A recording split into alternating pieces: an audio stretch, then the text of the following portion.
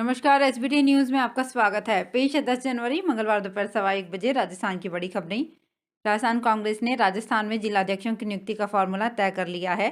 कांग्रेस उदयपुर के चिंतन शिविर संकल्प के तहत जिलाध्यक्षों की नियुक्ति जल्द करने जा रही है। इसमें 8 जिलाध्यक्षों को छोड़कर सभी जिलाध्यक्ष बदले जाएंगे। ऐसा इसलिए क्योंकि कांग्रेस नए जिलाध्यक्षों की नियुक्ति पर उदयपुर फॉर्मूला लागू करने जा रही है।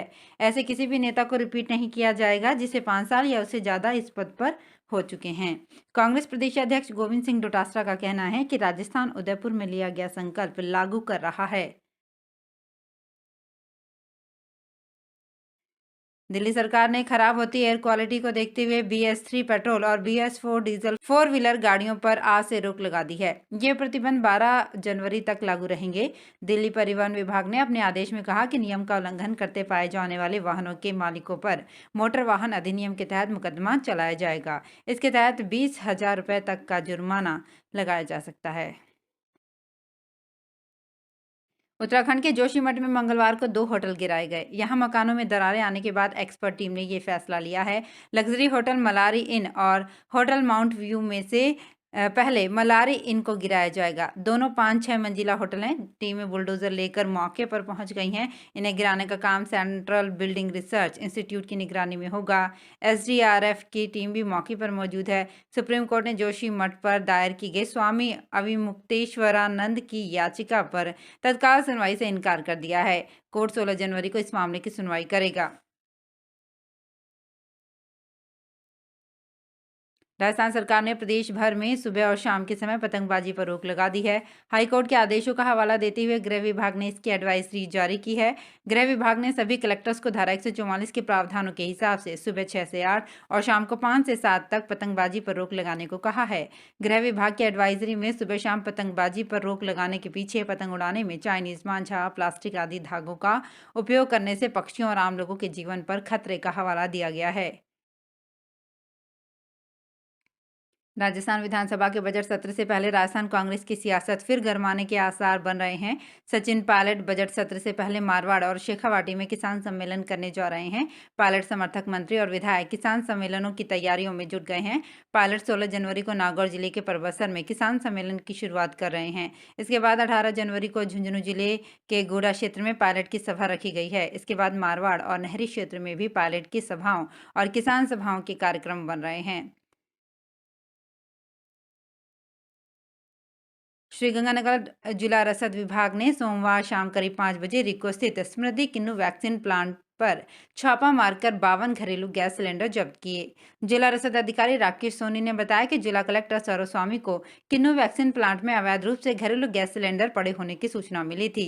जिला कलेक्टर के निर्देश के बाद रिको के एग्रो पार्क रोड स्थित रामावतार बंसल के वैक्सीन प्लांट पर छापा मारा तो इंडियन कंपनी के 52 घरेलू गैस सिलेंडर सीलबंद मिले। इन सिलेंडर्स को जब्त कर मूमल गैस एजेंसी को सुपुर्द कर दिया गया है। अब आवश्यक वस्तु अधिनियम 6A के तहत जिला कलेक्टर के समक्ष इस्तगासा पेश किया जाएगा। कांग्रेस नेता राहुल गांधी की हरियाणा में 5वें दिन की भारत जोड़ो यात्रा अंबाला कैंट से होते हुए जंडली पुल के जरिए अंबाला सिटी में पहुंच गई है। अभी यात्रा अंबाला के मॉडल टाउन में रुकी हुई है। अंबाला हरियाणा के दबंग गृह मंत्री अनिल विज का गृह जिला है। इससे पहले यात्रा सुबह 6 बजे शाहपुर से शुरू हुई, जिसमें राहुल गांधी साथी यात्रियों के साथ घने कोहरे में पैदल चले। अंबाला से यात्रा 3:30 बजे हरियाणा पंजाब सीमा में एंट्री करेगी। अलवर में साइबर ठगों का जाल जबरदस्त फैल चुका है। आए दिन फर्जी व्हाट्सएप और फेसबुक आईडी बनाकर परिचितों से पैसे की मांग की जाती है। अब तो नगर परिषद अलवर सभापति घनश्याम गुर्जर के नाम से व्हाट्सएप पर फर्जी आईडी बना ली गई है और पैसे की मांग की है। ये डिमांड विनय अग्रवाल के पास पहुंची। इसके बाद सभापति घनश्याम गुर्जर का पता लगा। एक दिन पहले ही अरावली विहार थाना पुलिस ने साइबर ठगी की गैंग के एक युवक को गिरफ्तार किया है। उसके मोबाइल की जांच में 7 दिसंबर 2022 के बाद से अब तक करीब 2 करोड़ रुपए का लेन देन की जानकारी मिली है। पंजाब के अमृतसर से जयपुर के लिए स्पाइस जेट ने सीधी उड़ान चलाने का फैसला किया है। स्पाइस जेट की पहली उड़ान 20 जनवरी से रोजाना उड़ान भरेगी। स्पाइस जेट की पहली फ्लाइट 20 जनवरी से रोजाना उड़ान भरेगी। स्पाइस जेट के फैसले से उत्तर भारत घूमना चाहने वाले अब जयपुर के साथ साथ अमृतसर का भी प्लान कर सकते हैं। इससे दोनों शहरों की टूरिज्म को भी बढ़ावा मिलेगा। स्पाइस जेट की वेबसाइट से मिली जानकारी के अनुसार जयपुर से ये फ्लाइट 10:55 पर उड़ान भरेगी। 1.5 घंटे के सफर के बाद ये फ्लाइट दोपहर 12:25 पर अमृतसर के श्री गुरु रामदास इंटरनेशनल एयरपोर्ट पर लैंड करेगी।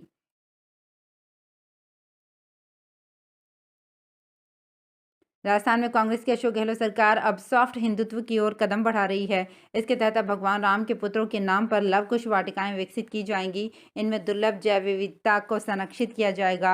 ये वाटिकाएं हर जिले में बनाई जाएंगी। हर जिले में 2-2 करोड़ की लागत से इन वाटिकाओं का निर्माण होगा।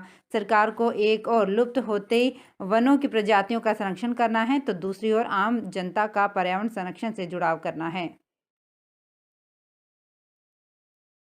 राजस्थान में इस साल मानसून सीजन में अच्छी बारिश होने से रबी फसलों की बुआई पिछले साल के मुकाबले 10.34% ज़्यादा हुई है, लेकिन मावठ नहीं होने और सर्दी देर से पड़ने के कारण उत्पादन 10% तक घटने के आसार बन गए हैं।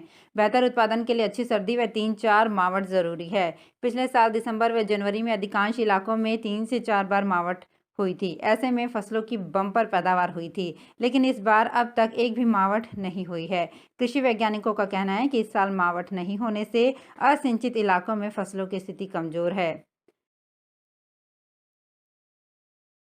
भारत के बाहर होने वाले एरियल वॉर गेम में इंडियन एयरफोर्स की 3 महिला पायलट भारतीय सैन्य दल में शामिल होने वाली हैं। इन्हीं में एक महिला का नाम स्क्वाड्रन लीडर अवनी चतुर्वेदी है। ये तीनों देश की पहली महिला होंगी जो इस एरियल वॉर गेम की हिस्सा बनेगी। ये एयरफोर्स के दल राजस्थान के जोधपुर जिले से 4 सुखोई के साथ जापान जाने के लिए उड़ान भरेंगे। भारत जापान के बीच होने वाले इस युद्धाभ्यास को वीर गार्जियन 2023 का नाम दिया गया है। युद्धाभ्यास 12 से 26 जनवरी तक जापान के ओमिटामा में हयाकुरी एयरबेस में होने वाला है। चिकित्सा एवं स्वास्थ्य विभाग में नेशनल हेल्थ मिशन में सालों से काम कर रहे संविदा कर्मियों को नियमित करने के लिए Rajasthan contractual hiring to civil post rules 2022 के दायरे में ले रहा है, लेकिन इसमें उम्र सीमा और संतान संबंधी नियमों के लागू करने से 10,000 से ज्यादा अयोग्य की श्रेणी में शामिल हो सकते हैं। पिछले माह संयुक्त संविदा मुक्ति मोर्चा राजस्थान के संयोजक शमशेर खान भालू के नेतृत्व में प्रतिनिधिमंडल ने आयु संबंधी शिथिलता की मांग की थी, परंतु इस संबंध में अभी कोई आदेश जारी नहीं किया गया है। चित्तौड़गढ़ में निराश्रित, बेघर, गुमशुदा व अपराधों के शिकार हुए बच्चों के पुनर्वास और उनकी घर वापसी के लिए देश भर में घर पोर्टल जारी किया गया है। यह ऐप राष्ट्रीय बाल अधिकार संरक्षण आयोग की ओर से हाल ही में दिल्ली में जारी हुआ है, जिसकी क्रियान्विति इसी माह के अंत तक शुरू हो जाएगी। ये पोर्टल बच्चों को घर भेजने और ट्रैक करने में मदद करेगा। इस पोर्टल से सबसे ज्यादा उन बच्चों को फायदा होगा जो भारत से बाहर अपने घर से दूसरे देश भेजे जाने हैं या दूसरे राज्य अथवा दूसरे जिलों में हैं। राजस्थान की स्वर्ण नगरी जैसलमेर में 3 से 5 फरवरी तक डेजर्ट फेस्टिवल मनाया जाएगा, जिसको लेकर कलेक्टर टीना डाबी ने सभी अधिकारियों को 3 दिन के लिए एक आदेश जारी कर उनकी जिम्मेदारी सौंप दी है। टीना डाबी ने कहा कि सभी अपनी ड्यूटी में सौंपी जिम्मेदारी को अच्छे से निभाएं और इस मेले के आयोजन को सफल बनाएं। वहीं डेजर्ट फेस्टिवल के चलते एक कंट्रोल रूम बनाया गया है, जिसकी ड्यूटी नायब तहसीलदार चुनाव शाखा को दी गई है। इससे मेले के बारे में और किसी भी अन्य चीजों की जानकारी लोगों को मिल सके। कलेक्टर के आदेश देते हुए कहा कि सभी अपने काम की रिपोर्ट समय पर पेश करें। कलेक्टर टीना डाबी ने कहा कि पर्यटन विभाग और जिला प्रशासन के जॉइंट कोलैबोरेशन में मनाए जाने वाले डेजर्ट फेस्टिवल के तहत सभी अधिकारियों को उनकी ड्यूटी सौंप दी गई है। तो फिलहाल इस बुलेटिन में इतना ही, फिर हाजिर होंगे कुछ और बड़ी खबरों के साथ। अगर आप भी अपने आसपास की छोटी बड़ी और महत्वपूर्ण खबरों से अपडेट रहना चाहते हैं तो सब्सक्राइब कीजिए हमारे चैनल एसपीटी न्यूज को और प्रेस कीजिए बेल आइकन पर।